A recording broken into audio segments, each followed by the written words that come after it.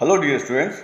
Our today's topic is the second part of the important topic, that is the cardiac glycosides. In this lecture, we will go through the important sources of these cardiac glycosides. Now, here is the chart showing the selected natural cardiac glycosides and their sources. The first important source of cardiac glycoside is Digitalis lanata, and the plant part used here is the leaves of Digitalis lanata. From the leaves of Digitalis lanata, they are obtained three important glycosides, namely lannatoside A, lannatoside B, and lannatoside C. These are also referred as digilanide A, digilanide B, and digilanide C. The aglycone portion present in lannatoside A is digitoxygenin, whereas in lannatoside B it is G-toxygenin, and in lannatoside C it is deoxygenin. All these three glycosides differ only in the presence of this aglycone portion. The sugar moiety present in all these three glycosides is the same one. That is, the 3-hydroxyl group of this aglycone portion is attached with 4 sugar moieties. The first sugar is digitoxose. The second one is also the digitoxose. Third sugar moiety is 3-acetyl digitoxose, and the fourth and the last sugar moiety is the glucose moiety. The second source of cardiac glycoside is the leaves of Digitalis purpurea, from where we obtained the important glycosides Purpurea glycoside A and Purpurea glycoside B.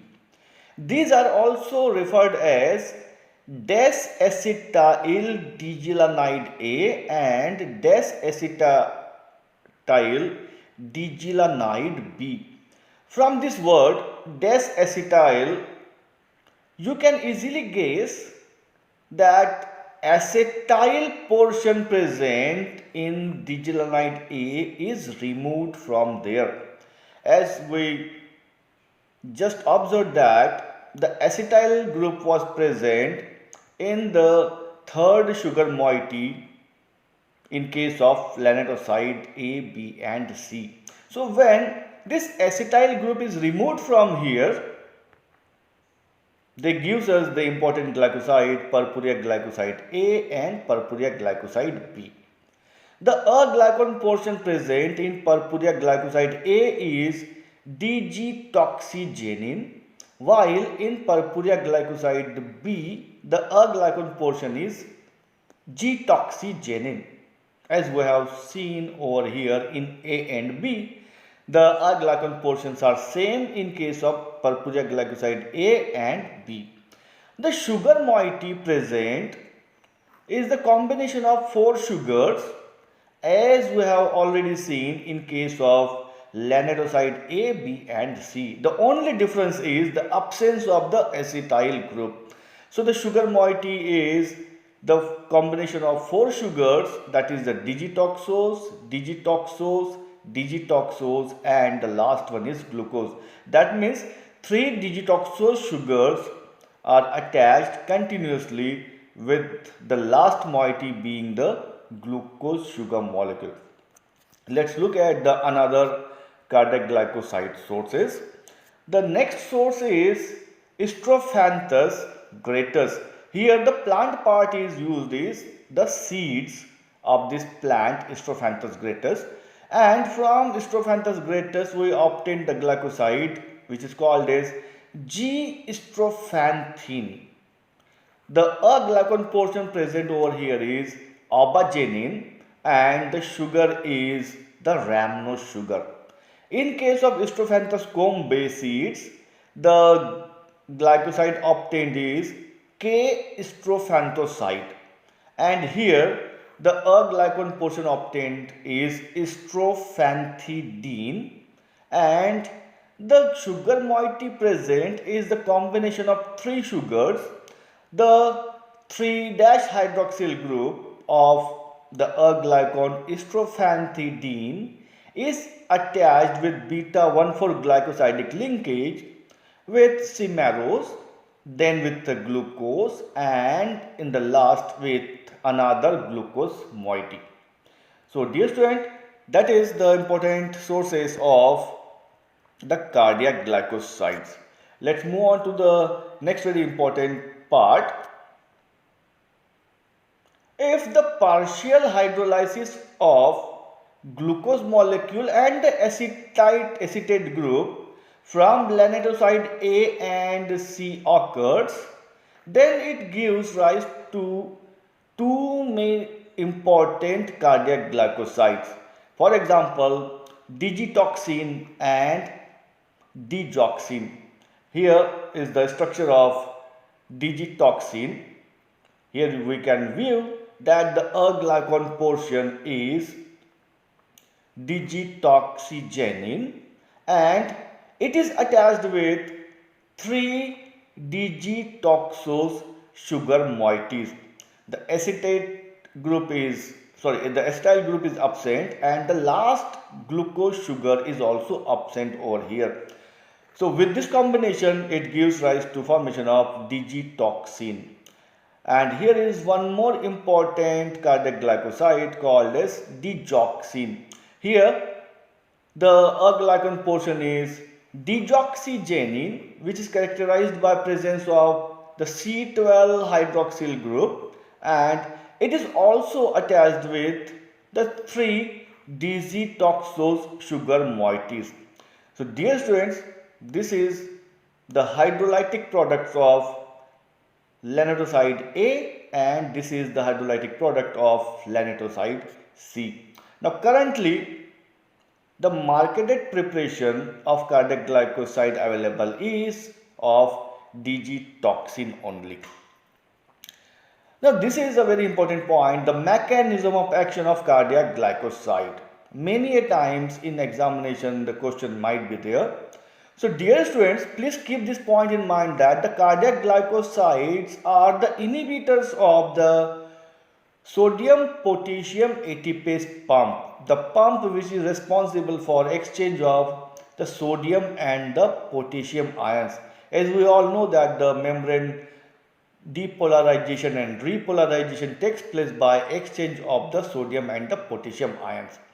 So when the sodium potassium ATPase pump is inhibited, there is the increased intracellular sodium ion concentration, which is followed by the entry of the calcium ions. So ultimately the increased sodium ion concentration leads to the increase in the intracellular calcium ion concentration.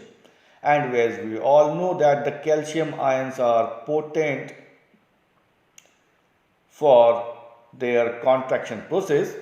So the high level of calcium ions leads to myocardial contraction, and that leads to the positive inotropic effect. The contraction of the cardiac muscles then cause the heart to pump the blood. That's why the cardiac glycosides find their uses in treatment of congestive heart failure, atrial flutter, and paroxysmal atrial tachycardia. Now let's move on to some other important drugs which are mentioned in the syllabus of cardiac glycosides as per the Pharmacy Council of India. The drug is nesiritide, which is a recombinant form of 32 amino acid human B-type natriuretic peptide, and it is normally produced by the ventricular myocardium. Dear students, nesiritide works by counter-regulation of renin-angiotensin aldosterone system, and it is believed to be beneficial for acute congestive heart failure. This drug is administered intravenously, usually by a bolus injection. Bolus injection means that a specified amount of nesretide is given through a single injection first, and once the condition is stabilized, then there is a continuous administration of nesretide following the intravenous infusion. The next drug is bosentan, which is considered as a dual endothelial receptor antagonist and is used in the treatment of pulmonary artery hypertension. This is the structure of bosentan. If we look at the structure, we can easily guess that it is nothing but a benzene sulfonamide derivative, which consists of a tertiary butyl group at the 4th position over here. On this nitrogen, we have a substituted pyrimidine ring, which is again substituted at the 2nd position by a 2nd pyrimidine ring. This pyrimidine ring is substituted at this position by the hydroxyethoxy group, and this position is here substituted with the methoxyphenoxy group.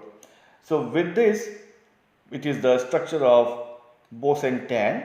Please keep this point in mind that it is the important sulfonamide derivative with this such kind of substituents. This drug is the competitive antagonist of endothelin 1 at the endothelin A and endothelin B receptors.